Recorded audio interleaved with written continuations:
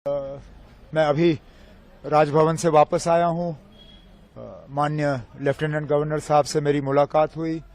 मुलाकात के दौरान मैंने उन्हें नेशनल कॉन्फ्रेंस, कांग्रेस, सीपीएम, आम आदमी पार्टी और जिन इंडिपेंडेंट्स के तरफ से नेशनल कॉन्फ्रेंस को समर्थन की चिट्ठी मिली है, उन्हें उन चिट्ठियों को मैंने लेफ्टिनेंट गवर्नर साहब के हवाले किए और उनसे गुजारिश की कि जल्द से जल्द वो तारीख मुकर्रर करें ताकि यहाँ ओथ लिया जाए और लोगों की चुनी हुई हुकूमत जो है अपना काम संभाले। किस तारीख को सर ओथ सेरेमनी?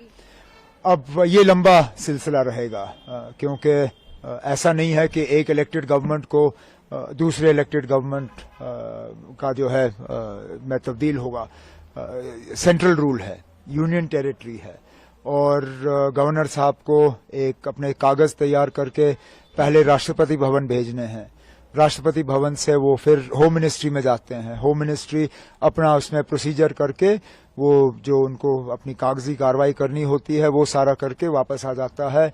तो फिलहाल हमें ये कहा गया है कि इसमें 2-3 दिन तो लग ही जाएंगे। तो अगले हफ्ते ट्यूसडे वेंसडे से पहले मुझे उम्मीद नहीं है। उम्मीद की जा रही है कि अगर ये सारा जल्दी हो जाता है तो वेंसडे को हम ओथ सेरेमनी यहाँ कर लेंगे। ऐसा कयास लगाया जा रहा था कि इंडिया अलायंस के तमाम बड़े नेता इस ओथ सेरेमनी में मौजूद रह सकते हैं, तो किन अब आप अभी वो आप फारूक साहब से बात करिए। इंडिया ब्लॉक के लीडर वो हैं और इन्विटेशंस अगर जाएंगे तो उनके तरफ से जाएंगे। मुझे जिनको इनवाइट करना होगा वो अपने तरफ से मैं कल बैठ के उन्हें जो है दावत दूंगा।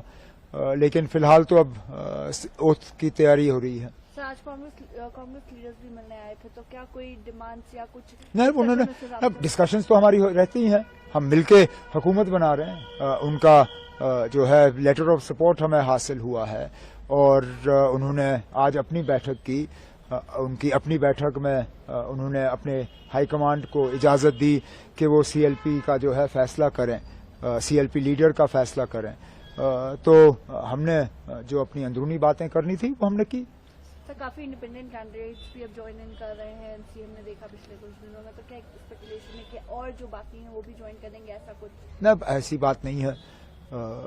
ये आमतौर पे वही लोग हमारे साथ जुड़ रहे हैं जो पहले भी हमारे साथ जुड़े हुए थे। एक आध को छोड़ के ये सारे वही हैं जिनको शायद अलायंस की वजह से अपनी सीट नहीं मिल पाई और वो आज़ाद उम्मीदवार के तौर पे इलेक्शन लड़के गए और जीत गए।